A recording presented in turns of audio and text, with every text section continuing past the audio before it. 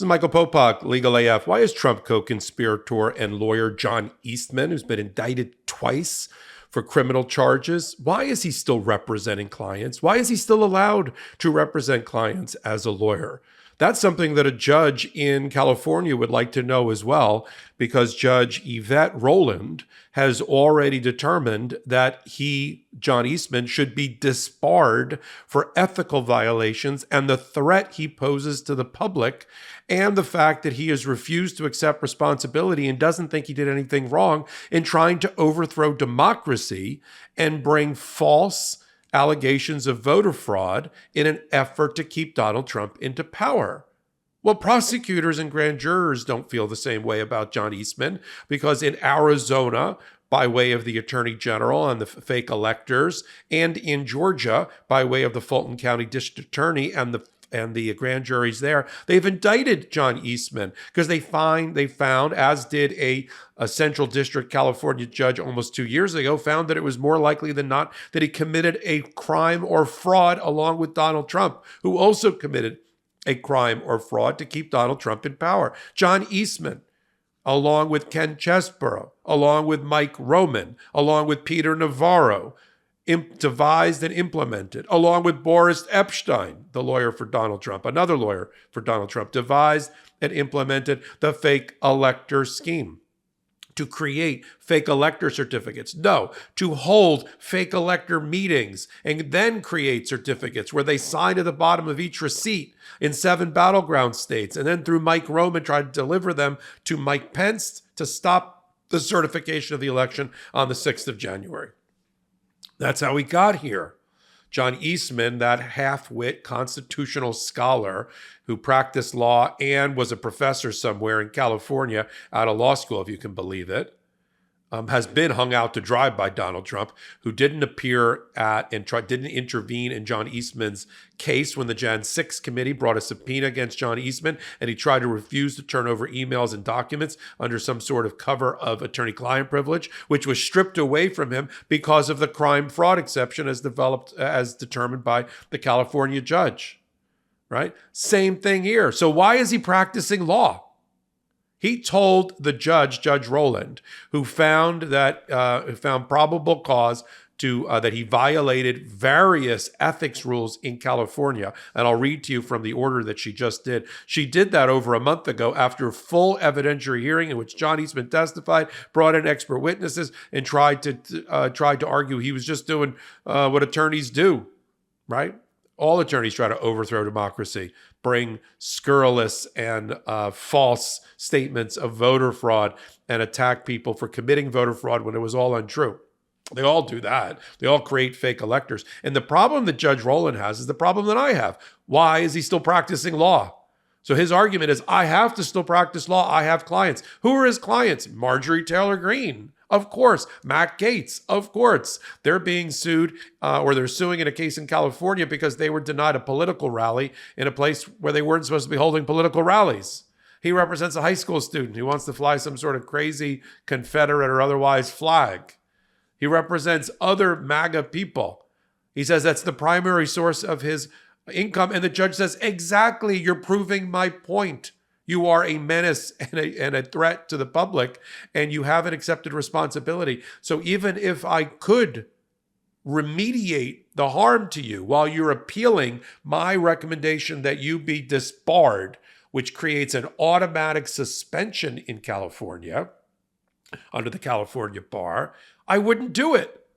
I wouldn't do it because I don't want you practicing law right now. This is like a defective product that's out in the stream of commerce that's cutting off arms and legs.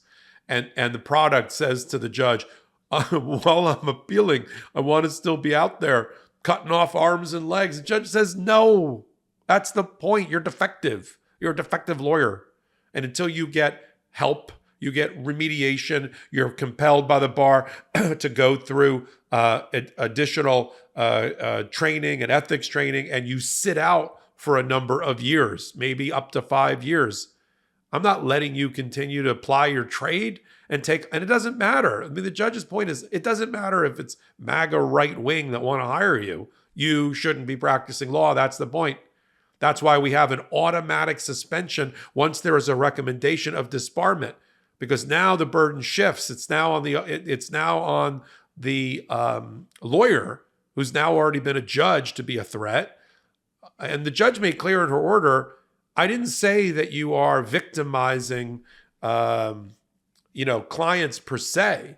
Your ethics rules are about your failure to abide by professional ethics and responsibility, creating a danger to the public. And you're continuing to demonstrate the danger by the very request that I let you represent clients. It seems circular, seems like a tautology, but it's not. Let me read to you from Judge Rowland of the State Bar Court. Mother's Day is coming soon, and if you're looking for a gift for mom, that's also a gift to Mother Earth, Lomi is the perfect option. Food waste isn't actually waste. It's a valuable resource for our planet. Lomi helps to transform food scraps into nutrient-rich food for your garden, houseplants, or yard. Instead of dealing with stinky, gross, buggy compost bins, you can simply transform your waste at the push of a button. Lomi transforms your home into a climate solution, lowering your carbon footprint and helping keep the planet a little greener and your home a little cleaner. All my food scraps, plant clippings, and even those leftovers I forgot in the back of the fridge can go back into my garden, helping me grow more nutritious food at home. Lomi promises to bring you the best possible experience every time you run a cycle. They are one of the only kitchen appliances that has a full, no questions asked lifetime warranty on all devices, and they don't stop there. Lomi looks after you from day one and beyond. When you purchase a continued subscription, you'll automatically get upgraded to a new Lomi device every 3 years. It feels great to know that I'm creating Lomi Earth instead of waste. I have a basically limitless supply of plant food for my garden, plus I'm helping save the planet. Don't miss out on your chance to get the best gift for yourself and Mother Earth. Order your Lomi today. Head to lomi.com/legalaf and use the promo code legalaf to get $50 off your Lomi. That's $50 off your Lomi. Head to lomi.com/legalaf and use code legalaf at checkout. Thank you, Lomi, for sponsoring this episode. So it's an administrative judge. There's a state bar court of California that deals with these types of things. In the matter of John Charles Eastman, order denying respondent's motion to stay in active enrollment, meaning let me stay enrolled on the bar of California to practice or for an interim remedy. So it says here that the state bar shall order the involuntary inactive enrollment of an attorney, that means suspended, upon the filing of a recommendation of disbarment after hearing or default. That's on page 1 of the order. Consequently, an active enrollment, meaning suspension, is mandatory in California under the California Business and Professions Code. John Eastman on page 2, this is the judge, argues that the court has the authority to delay temporarily the effective date of the licensee's disciplinary suspension upon a showing of good cause. And the judge says, that's the point. You haven't showed me good cause that you're no longer a threat. The judge says in the bottom of page 2, the court made no finding that Eastman's ethical violations resulted in client harm. Instead, the court found that disbarment was the appropriate sanction for Eastman's misconduct, in part to safeguard the public. The court's decision, the judge continues, determined that Eastman made deceptive and misleading claims in legal documents, public forums, and other contexts concerning the 2020 presidential election and the extent of Vice President Michael Pence's authority to override the electoral process. That, in other words, John Eastman took the position, told Donald Trump that, and told others that Mike Pence, had the authority as the vice president to override the certificates in front of him and not declare the election for Joe Biden, which was false. We've had Judge Ludig on here, who is a constitutional scholar of the First Order, who said and told Mike Pence that at the time as his counsel, that is BS, that can't be done. That's not the powers of the vice president.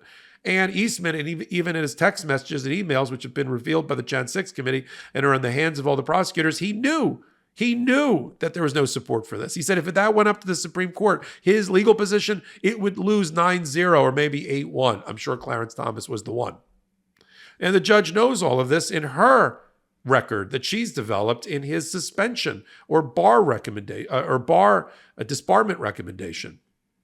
So that what the judge says in the bottom of page 2 is, despite his client's desire for Eastman to continue representing them, Marjorie Taylor Greene, Matt Gaetz, and others, based on the gravity of Eastman's transgressions as a lawyer, particularly those involving moral turpitude,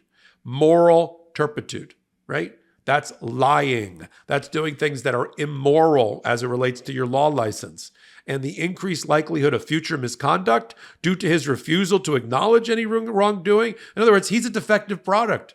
He's a defective lawyer that shouldn't be taking on clients, even ones who are gullible enough or are MAGA enough to hire him. There is insufficient evidence, the judge says in the top of page 3, to justify a stay of his suspension. And therefore, the court's conclusion that Eastman failed to show that he poses no significant threat to the public precludes the imposition of interim remedies. The judge was kind to him. She could have also said he's been indicted by a grand jury in Georgia, indicted by a grand jury in Arizona. He's the unindicted co-conspirator, one of 6 in Jack Smith's special counsel election interference case against Donald Trump. This guy needs to be sidelined. California bar, step up, disbar him, make him take whatever retraining, send him back to the Westworld warehouse for reprogramming before he comes back out to represent any clients. MAGA, conservative, liberal, independent, blue, green, or whatever. Until I'm speaking as a fellow bar member, not in California, but in 2 other bars. Sideline him and do it quickly. As I started the hot take, why does John Eastman have clients? Why is he continuing to practice law? And that's the question that the Judge Rowland would like to know in California. We'll continue to follow everything about all the co-conspirators in Georgia and Arizona related to Donald Trump. We do it on Legal AF right here on the MeidasTouch Network, and then on a podcast that we do at the intersection of law and politics every Wednesday and Saturday at 8 p.m. Eastern Time. We call it Legal AF for a reason. Join us, you'll find out. We'll tell you, I promise. 8 p.m. Eastern Time on this YouTube channel. And then if you like what I'm doing, I'm Michael Popak. Leave me a comment here and a thumbs up. It does help, keeps the ratings high, keeps us on the air. Slide over to YouTube, MeidasTouch, playlists, contributors, look for Michael Popak. You'll find all my work right there under, I got about 1,000 of these kind of hot takes. And then we have a Patreon if you really want to learn about the law and politics. Join us on patreon.com/legalaf.